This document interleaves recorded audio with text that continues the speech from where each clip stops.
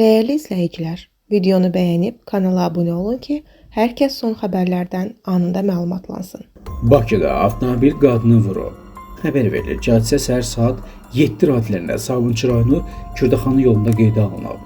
Avtomobil 61 yaşlı Talıbova Nəzakət Qasım qızını vurub. Qadının aldığı xəsarətlərdən dünyasını dəyişib. Araşdırma aparılır. Allah rəhmət etsin, yaxınlarına, əzizlərinə səbir diləyirik. Bakıda bıçaqlanma hadisəsi baş verib. Xəbər verilir ki, bıçaqlanan 49 yaşlı Rüfət Haşimovun həyatını xilas etmək mümkün olmayıb. Hadisə Nizami rayonu arasında qeydə alınıb. Cinayəti onun 15 yaşlı qızının törətməsinə əsaslı şübhələr müəyyən edilib. Yeniyetmə saxlanılıb. Qeyd edək ki, ilkin məlumata görə Haşimov həyat yoldaşını döydüyü üçün qızı müdaxilə edib. Həmin vaxt bədbəxt hadisə baş verib.